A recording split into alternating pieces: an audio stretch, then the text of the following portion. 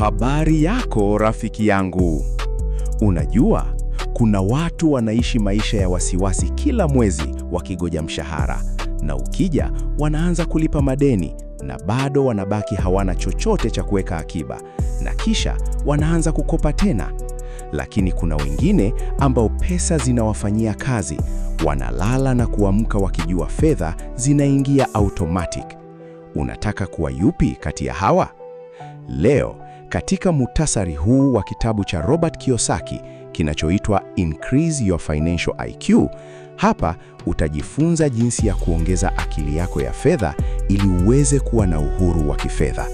Hii si hadithi ya kichawi, ni hatua rahisi ambazo unaweza kuanza leo. Kaa vizuri na uwe tayari kubadilisha maisha yako. Usisahau kushare na marafiki zako na wote unaowapenda. Robert Kiyosaki, mwandishi maarufu wa Rich Dad Poor Dad, anaandika katika kitabu hiki kwamba akili ya fedha si kitu cha kuzaliwa nacho, ni kitu unachoweza kujifunza na kukijenga. Kama akili ya kawaida inavyokusaidia kutatua matatizo, akili ya fedha inakusaidia kutatua matatizo ya pesa.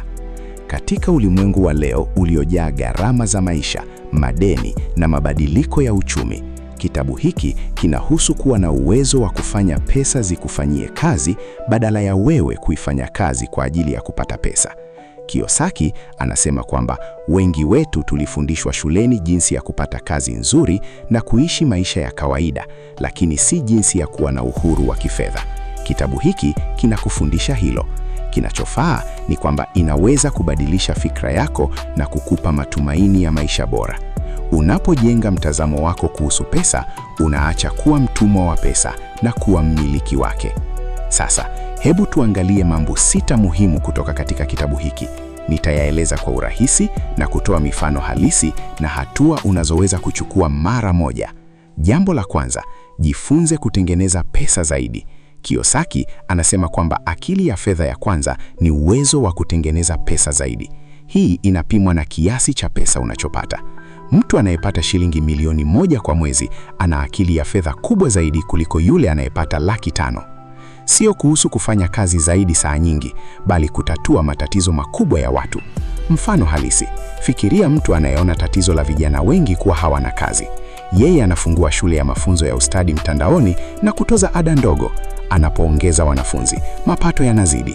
Tafuta tatizo linalokuzunguka nyumbani kwako au katika jamii yako. Anza biashara ndogo au huduma inayotatua hilo. Usisubiri mshahara tu, anza kutengeneza kipato ya ziada, hata kama ni kwa kuuza vitu vya kutengenezwa kwa mkono au kutoa ushauri kuhusu kitu fulani. Kila siku uliza, ni tatizo gani ninaweza kutatua leo ili nipate pesa? Jambo la pili, linda pesa zako. Baada ya kupata pesa, wengi hupoteza.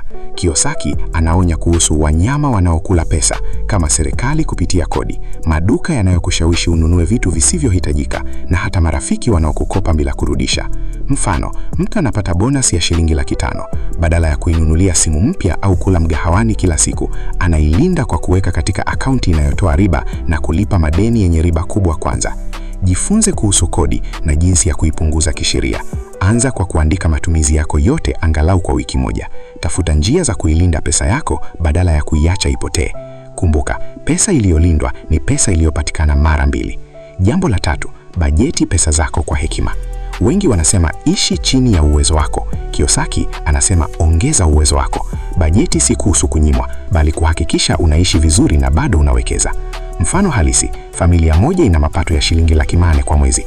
Badala ya kutumia yote kununua vitu vya kifahari, wanatenga 20% kwa ajili ya uwekezaji. Miaka 5 baadaye, watakuwa na mali inayozalisha mapato ya ziada.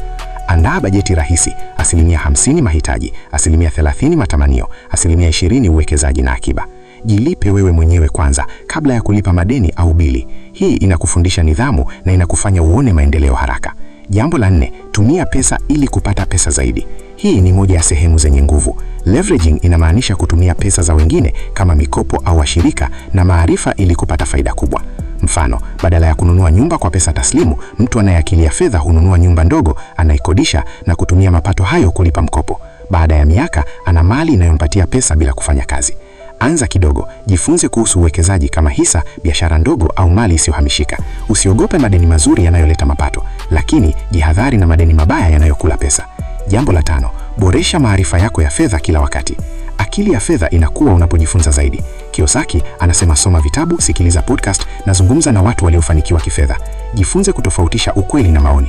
Mfano, mtu anayesoma kitabu kimoja kwa mwezi kuhusu fedha na kuomba ushauri kutoka kwa mwekezaji mwenye uzoefu ataweza kufanya maamuzi bora zaidi kuliko yule anayefuata tu matangazo ya TV. Anza leo kwa kusoma kurasa 10 za kitabu cha fedha. Jiunge na vikundi vya uwekezaji au fuata vituo vya YouTube vinavyokufundisha. Maarifa ni nguvu na yanazalisha pesa. Jambo la 6, badilisha fikra yako na anza leo. Kiyosaki anasisitiza kwamba mafanikio yanatoka akilini. Wengi wanaogopa kushindwa, lakini kushindwa ni sehemu ya kujifunza. Badilisha kutoka siwezi hadi nitaweza kujifunza. Mfano, Kiyosaki mwenyewe alishindwa mara nyingi kabla ya kufanikiwa, lakini alijenga akili yake ya fedha na sasa anasaidia mamilioni ya watu duniani kote. Tengeneza malengo yako ya kifedha kwa miezi 6 ijayo na hatua utakazochukua. Rafiki yangu, kitabu cha Increase Your Financial IQ cha Robert Kiyosaki kinakufundisha kwamba uhuru wa kifedha si ndoto, ni chaguo unachoweza kufanya kwa kujenga akili yako ya fedha. Unapojifunza kutengeneza, kulinda, kubajeti, kutumia na kuongeza maarifa yako, maisha yako yatabadilika. Utapata amani, uhuru na uwezo wa kuwasaidia wengine. Usisubiri kesho, anza leo. Soma kitabu hiki, tumia haya unavyojifunza na uone mabadiliko. Ikiwa umepata thamani katika video hii, bonyeza like, subscribe na kengele ili usikose muhtasari mwingine wowote wa vitabu vinavyobadilisha maisha. Share video hii na mtu mmoja anayehitaji kubadilisha maisha yake kifedha. Asante kwa kutazama. Uwe na siku njema iliyojaa fanaka na ustawi. Tutaonana katika video inayofuata. Karibu sana.